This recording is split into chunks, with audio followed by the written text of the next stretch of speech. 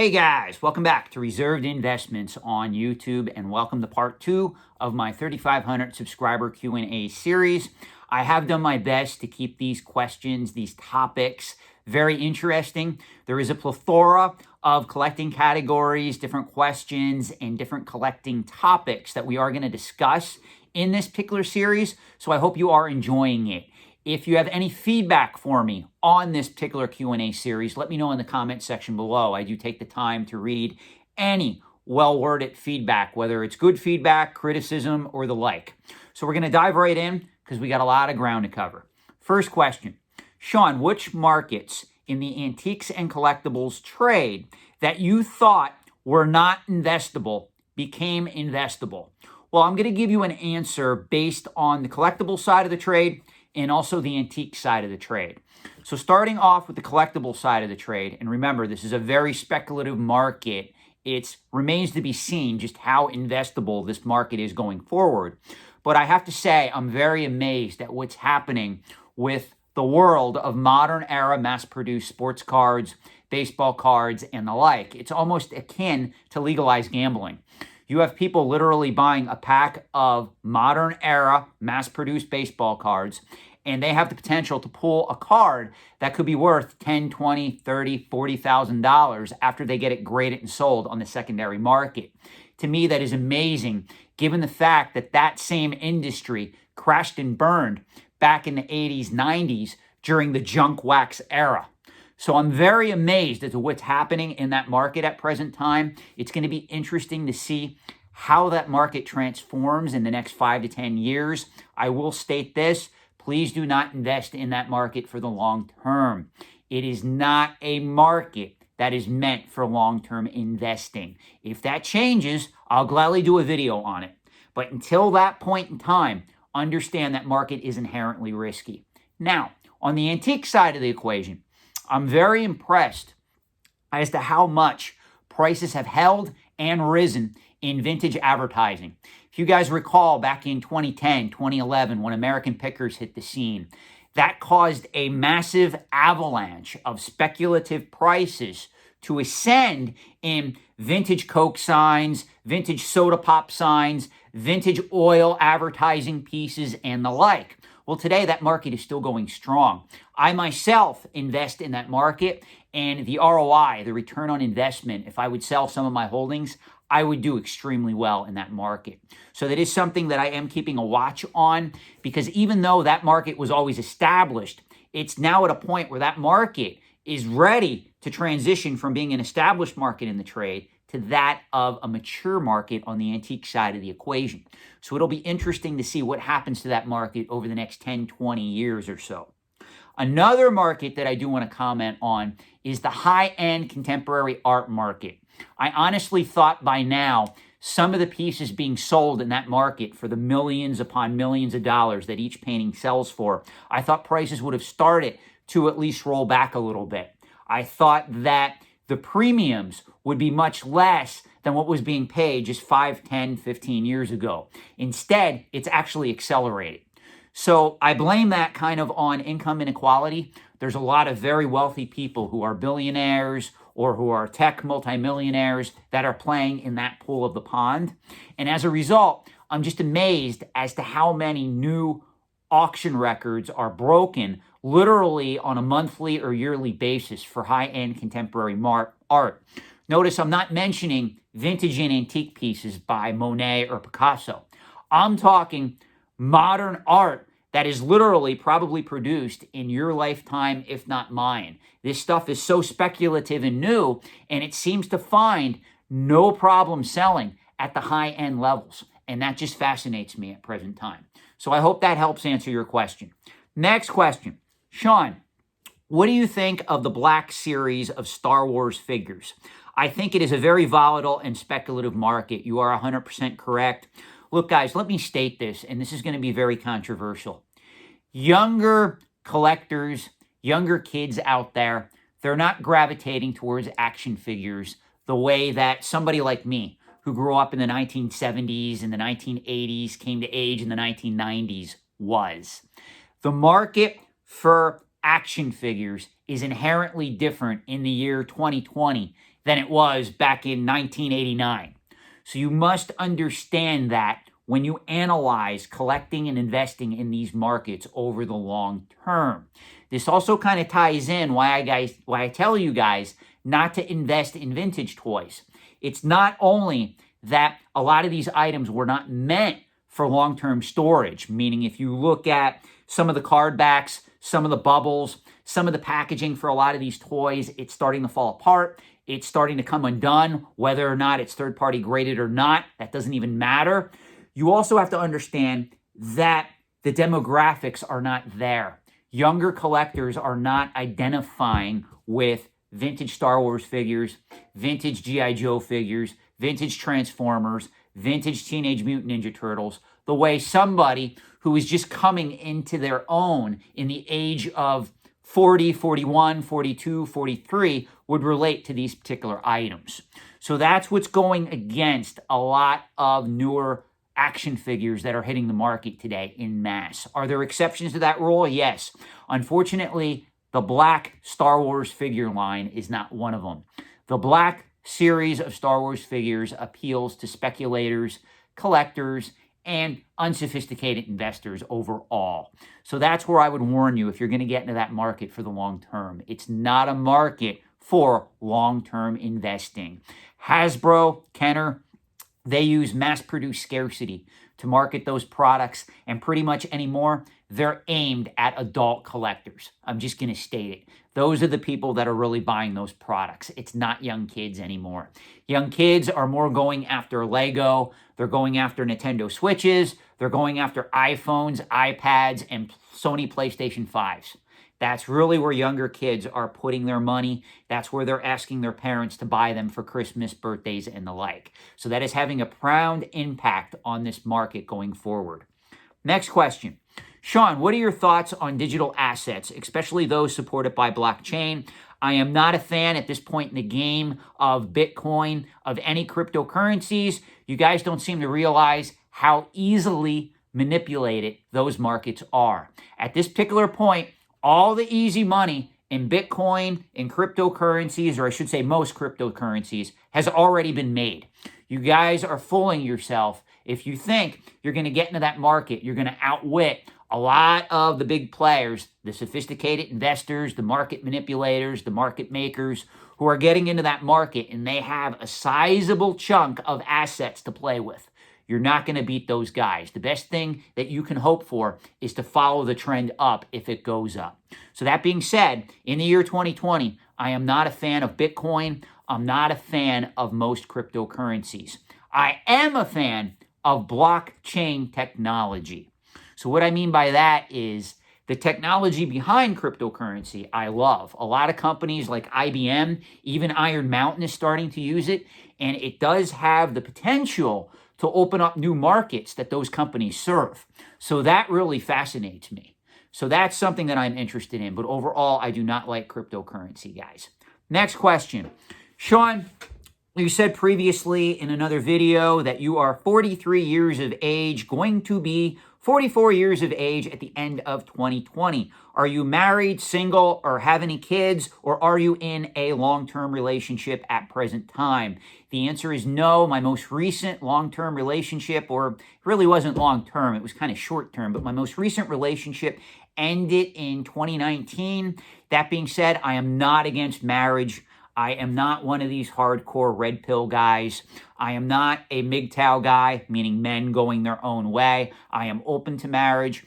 I just never found the right woman as of yet. And I also have high standards on who I get involved with and who I date. For instance, guys, I do not just hook up with someone just for the purpose of hooking up. It has to have the potential to go something long term because my time is very valuable. I work a corporate job. I run several businesses on the side. I'm massively involved in the antiques and collectibles trade. And all this, along with real estate investing, financial investing, it takes a lot of my time. As a result, if I'm going to drop $200, $300 and I'm going to take someone out to dinner, I'm going to take them to the movie or the theater, I want it to have potential to the point where I look at that person and go, you know what? I see myself waking up possibly, if it goes in that direction, the rest of my life next to that person. That's the way that I am. So as a result, I don't get involved in short-term flings. I don't get involved in short-term relationships. I am one who is known as being very reserved. I'm actually very hard to get somebody's attention, believe it or not. I present myself where if I come into your space or if I come into your aura, it's because you have something or some type of information that I want. That's really how I am when I operate in an office environment, even when I operate in the antiques and collectibles trade. Usually if I'm contacting somebody, there's a purpose behind it. I hate to say that. That may make me sound a little bit standoffish at times, and I do own that, believe it or not. But also, I'm a man with a purpose. Let me word it to you that way. And that also defines how I perform in financial markets, how I run my business, and also how I run my friendships and my dating life. So learn something from that. You can hate me for it, but it is the way I am. Next question. Sean, do you like to collect anything for fun, regardless of value? This is one of the questions that I love answering because it's very hard for me. Once you become red-pilled in a financial awareness sense, where you look at the opportunity cost, the time value of money for certain things, it's very hard to just go back to collecting something for fun. That's why I warned you guys when I started this channel. Those of you that came along with me on this journey, and those of you that are starting to still subscribe to this channel and going back and watching some of my earlier videos, I know they're horrible. I filmed most of them at 1 o'clock in the morning, and they were unscripted. They were a mess. I understand that, guys. But one thing that I always warn my audience is that it's going to, over time, change your mindset. And it's very hard to go back to being naive and blue-pilled once you get this knowledge as to how these markets truly operate and understanding how to invest in them for either the short term, the midterm, or the long term. So as a result, it's very difficult for me just to go out there and buy something that I like just for the sake of collecting it. Now, there is one market, though, that I will talk about. I am really attached to vintage Apple computers. Growing up at the age of 12, I had an Apple IIc computer system that my parents bought me. And as a result, I really got into playing games like Ultima, Bard's Tale, even some of the arcade translations that came out for that system, like Marble Madness, Rampage, Paperboy. I do own an Apple IIc computer. I play it maybe half an hour a week, just here and there. And of course, I love playing games like the Bard's Tale and the like. I also love Transylvania, Mystery House, Test Drive, all those classic games from that era. So that would probably be my only guilty pleasure in that sense. Most other items that I am invested in, I hate to say it, guys, it has a financial purpose in mind. So hope that answers your question, whether you like the answer or not. Next question. Sean, what's an album or movie you love that you wish more people would see? Let's talk about movies for a minute here. There's certain movies that I consider classics that everybody, male or female out there, should watch at least once. Going back to the 1980s, if you remember Clue with Tim Curry, I consider that a classic movie. Everybody out there should see that movie at least once. If we're talking movies from the 90s, I loved Cruel Intentions with Sarah Michelle Gellar and Reese Witherspoon. I loved Fight Club, of course. Obviously, guys, come on. I loved, what's the other movie that came out around that time? Natural Born Killers. And there was one more that Brad Pitt was in, Seven. I always considered them iconic movies. Going up in time, I think everybody out there should watch the movie Gone Girl at least once, just to show you what happens if you get involved with the wrong person in a romantic relationship. That's a perfect example. That movie stars, who is it? Ben Affleck, and isn't it Rosalind Pike, I believe? And they both play, in my opinion, Oscar-winning performances. I don't think they won Oscars for that particular picture, but it was very well done. Trent Reznor of Nine Inch Nails even did the soundtrack. From a music standpoint, I think that people should be exposed to more alternative and industrial music. I've said this before. I love everything from Nine Inch Nails all the way up to Enya and Yanni, which is really new age music. And I love everything in between.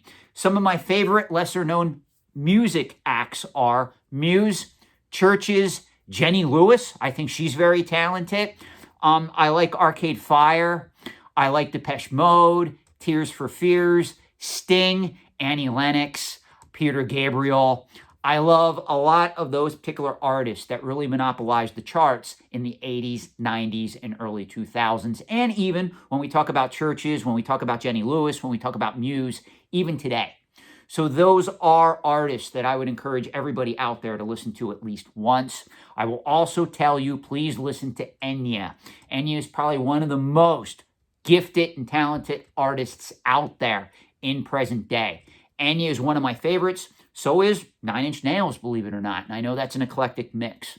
I also like, going back to movies, I do want to bring this up. The Wall Street movies are something that everybody out there should see at least once, just to give them exposure to that type of mentality in the financial markets. So other than that, we're going to end that question. It was a good question. Next, where's the best place to sell my loose but good shape Star Wars, G.I. Joe, Transformer action figures, and the like without doing eBay? Okay, if they really are in good shape, meaning if you have complete near mint Transformers action figures or Star Wars figures or certain G.I. Joe figures, some of the more scarce figures you could get graded by AFA, assuming if they're going to come back in near mint condition or better, and they have all their accessories and they are complete. That way you will get max dollar when you go to sell them, and you could even at that point consign them to an auction site like Hakes if you really want to maximize your profits. If you don't want to do eBay, you're going to have a problem selling this stuff for top dollar.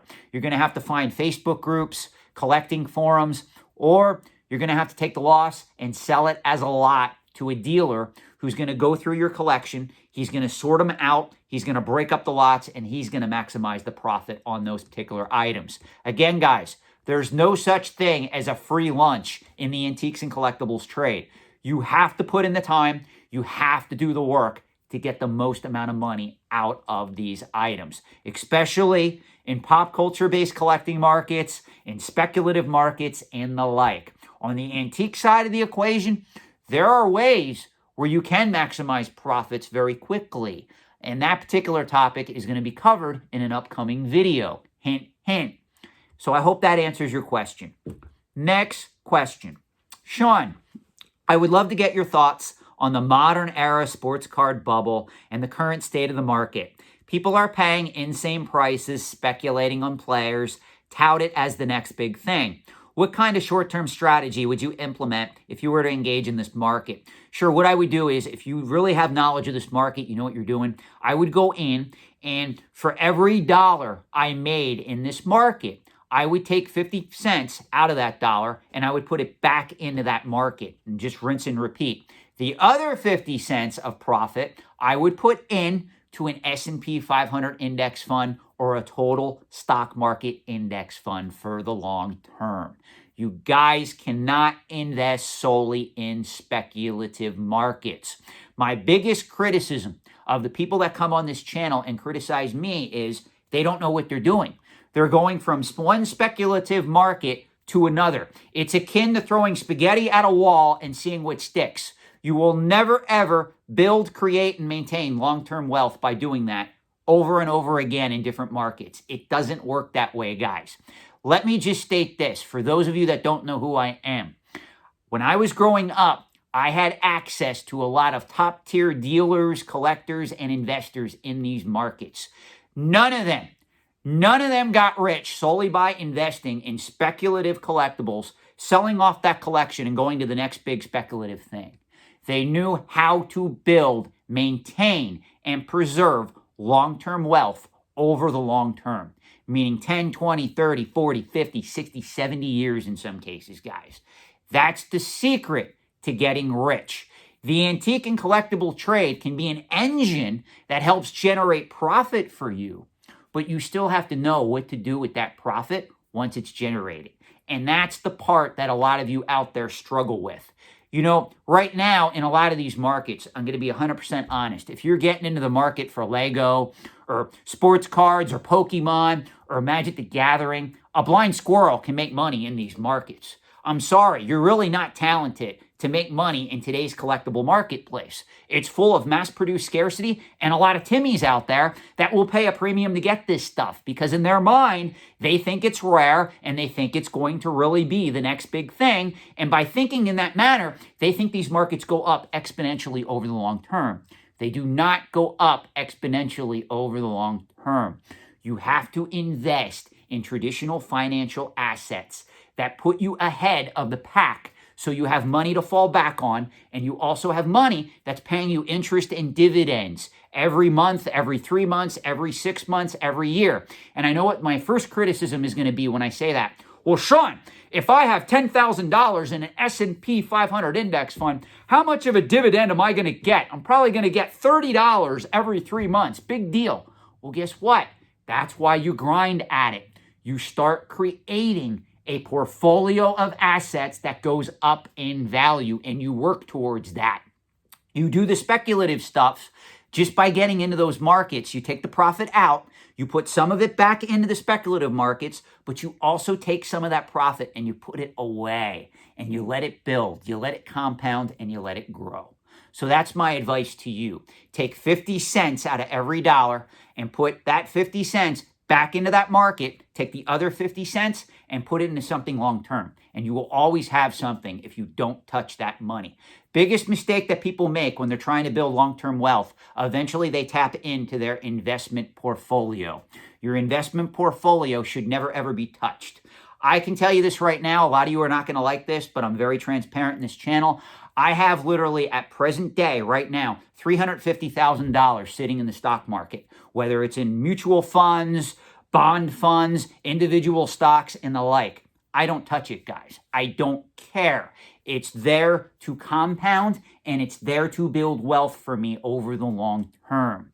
I will have no problem, though, selling an item like this, selling an item like this, taking that profit, and utilizing it to my advantage. But I do not sell my financial investments. So learn from that. Next question. Sean, I enjoy collecting DVD and Blu-ray movies. I thoroughly understand why these are bad investments. What I would like to know is why there is so much speculation in this market per eBay, and what is your advice for planning if you enjoy collecting something that is ultimately a poor investment? Realize going in that it is a poor investment so you don't get financially attached to the item in question. You know, guys, I'm going to say something that you're probably going to hate me for. Back in 2008, 2009, during the financial crisis, I was thinking of getting involved in the market for foreclosed properties. And I did not ultimately get involved in that market back then because, honestly, as a bleeding heart liberal, I felt too sorry for a lot of the people who were losing their houses. But one of the things that always caught my attention is when a lot of these homes were starting to be foreclosed upon, I would go and I would do a walkthrough through some of these homes. And one of the things that always struck my attention is how many poor investments these people bought and had in their houses. I cannot tell you how many houses I went into back in 2008, 2009, even 2010 that were in foreclosure where people had literally 1,000 DVDs on one wall or 500 music CDs on another wall. And these people could not afford to pay the upkeep on their mortgage. If you're going to invest in these items, understand the fundamentals of the market. A CD music collection, in most cases, is not an investment. A collection of DVD, Blu-ray movies is not an investment. Even a collection of modern era video games. I know you can speculate in that market. You can make money in it. I do it myself. But ultimately, your Nintendo Switch collection is not a good investment if you have to liquidate it tomorrow to pay your mortgage. Please learn from that going forward. The biggest mistake that people make is they get attached to these markets without understanding the risk or being able to sit down and realistically think, hey, if I have a collection of 1,000 DVDs and I paid $10 to $20 for that particular each one of those items, guess what? I have $10,000 to $20,000 sitting on that shelf that I can't even sell to get my money back because if I sell them, I'm going to sell at a significant loss.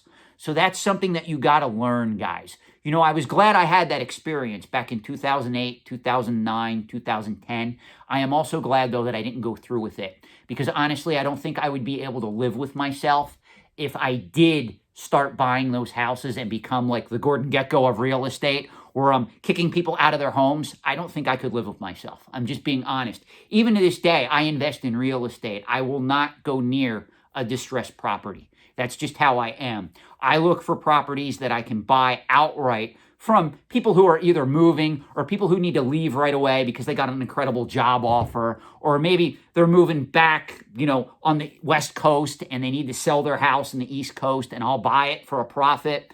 That's what I look for. I do not buy distressed properties for that reason, but there is a lesson in there. And I hope at some point you guys can learn from that. So that's how I'm going to end that. Next question. First, I would like to express my sincere gratitude for you taking the time to create original content along with the Q&As. You are an absolute treasure to the YouTube community. Thank you so much. I still say I do need to take a course on public speaking. My public speaking skills are not where they should be. That being said, you go on to state, I found your channel about a month ago and have been learning as much as possible. Whether it be about speculative bubbles, organic collectability, or traditional investing strategies, I always find the information useful. With this information, I took the time to get my factory sealed Nintendo Pokemon Red and Pokemon Blue games graded by WADA. I purchased these over 10 years ago for a couple of $100 each because I am a 90s kid and wanted them for sentimental value. You've done very well. The red came back a 9.0 with an A factory sealed rating, and the blue came back an 8.5 with an A++ factory sealed rating. Like you always say, I want to sell into this market and maximize my profit. Good decision. Based on the grades, would you recommend Heritage Auctions or eBay? It depends on what type of a consignment contract Heritage is going to give you. If Heritage is going to want you to pay 20% on your end, then they're going to charge the buyer 20 or 23%. You're giving up 43% in total of your profits. What I would tell you to do, I would contact Heritage, and given the fact that you only have 2 items, and I don't know if you've ever worked with them before, what you're probably going to have to accept, and if they give you this deal, take it. If they say, you know what, we won't charge you any selling commissions to put these in our auction, but they still charge the buyer the 20 or 23% buyer's premium, take that deal. That would be a good deal for you because you will do quite well right now with these 2 games. Another option you have is listing these games on a collecting forum or even on eBay with a preferred buy it now or best offer option and see what type of bites and offers you get. That way you can at least control what you're going to get for that item, but ultimately you would do better on Heritage at present time. I'm going to be 100% honest. So that would be the route that I would go if it was me. Next question. Sean, I just wanted to get your thoughts on sealed or graded Uncharted video games. I've been getting this question a lot lately, guys. I'm saying this because the Uncharted video game movie is in the works and it has some big names attached to it. Do you think prices will go up with the video games like it did with the comic books? No, I do not.